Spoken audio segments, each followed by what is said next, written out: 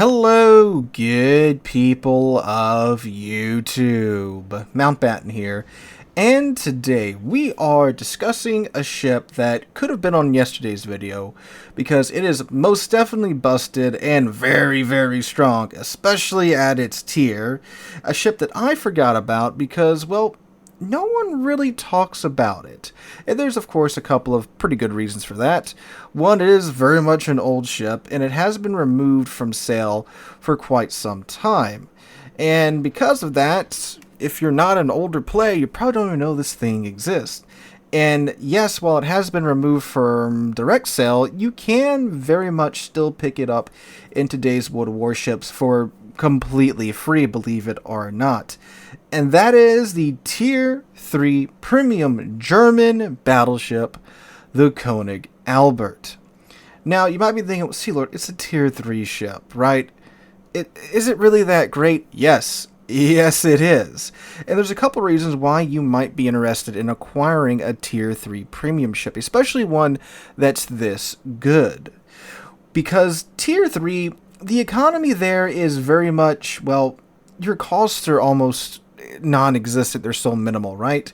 You don't really start hitting big repair costs until tier 7, 8-ish, right? When I was going through this game the first time that I had played this game, I was going up the American Battleship line. It wasn't until I got to the North Carolina that I really ran into situations where I could lose credits if I didn't have a halfway decent match without running premium time or anything, right? So when you can find these low-tier ships that can do very well, consistently so, they can be a pretty darn good source of income, which is why you might want to pick up the Konig Albert, just for that alone.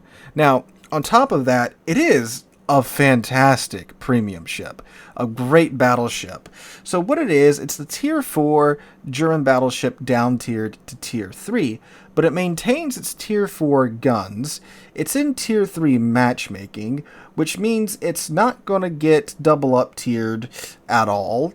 And with today's matchmaker, it can and will get quite a few bot matches, because most players, they blaze through Tier 2 and Tier 3.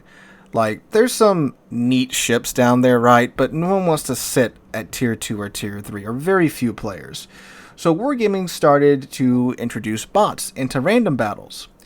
And this is great for the Konig Albert, because it is an absolute, just amazing damage dealer at Tier 3. You get those Tier 4 guns, a tier lower, with pretty good accuracy for a Tier 3 battleship, right? And then you get just a mountain of secondary guns on the side of your ship.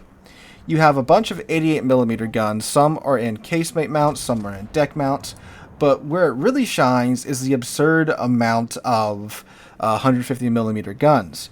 So on top of the 10 305mm main battery guns that you get just an absurd amount of 150s. 14 of these suckers. And these suckers can pin 38mm of armor, which is more than enough to deal with Tier 3 ships. And the 88s, they can still pin, if you really want to be kind of evil with it, right?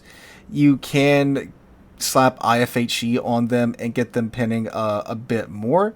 But, I mean, they can pin a decent amount, too, at that tier 15mm, right? So at tier 3 levels, they can deal with cruisers and destroyers, right? But if you really want to kind of get them up going a little bit more, you can put IFHE on it, but I wouldn't really recommend doing that. The 150s will do enough, and then the 88s will be plenty powerful as well. And of course, you got the fire chance as well that you'll cut in half. But anyway, so you get those 10 305mm guns. You get, again, an absurd amount of 88s. You get, you got 2 single-mounted deck ones, 6 single-mounted casemates. So you get 8 of those, and then you get the 14 150s that are in the casemates, and then you get the additional 4 88s that are in casemates. So again, we're talking about like 28 secondary guns here with a 5-kilometer range with a full build. You might be thinking, well, 5 kilometers isn't that great. Well, at tier 3 it is, because the bots just smack W and just go for it, right? So if you just smack W in the Konig Albert, and you have a secondary build on your Konig Albert, you're going to just do incredibly well.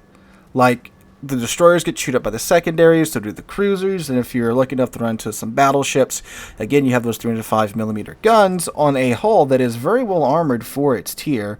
You can very confidently get most of your guns on target, or at least get, like 2 or 3 turrets on target, and you're probably going to be alright with whatever return fire you do receive. So, yeah, she's a fun ship that you can just smack W in, put a secondary build on, and thanks to the bots that you get in random battles now at these low tier games, you can just chew your way through them and not really care all that much. And because you're still playing randoms, even though you're beating up bots, profit. Beautiful, beautiful profit. Now, the other thing about this ship is that, yes, you can't buy it outright, but you can still get it, as of the recording of this video, in the Jutland containers. Now, you might be thinking, Sealord, really? Containers? Like, you gotta gamble for it? Yeah, but it's free gambling, because you can acquire the Jutland containers, again, at the time of recording this video, for 1,000 coal. And you get a 10% chance of getting the Konig Albert, the Agincourt, or a perma camo for either of those 2 ships. You might be thinking, well, you still have to gamble away to get a 10% chance of getting either the Konig Albert, a camo for it, or the Agincourt, or a camo for the Agincourt. Yes, that is true. However, the guaranteed drop rate for the Battle of Jutland containers is 15.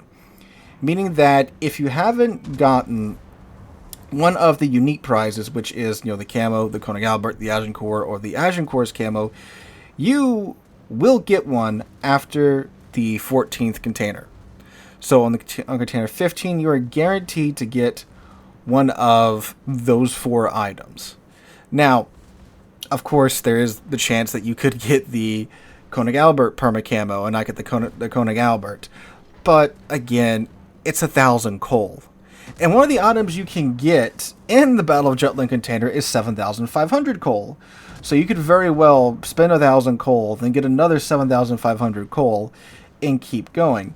So at the absolute worst case scenario that you get 15 containers, and then you get like the Agincourt, and then you get 15 more containers, and you get like the Konig Albert's perma camo, then you get 15 more containers, and you get the Agincourt's perma camo.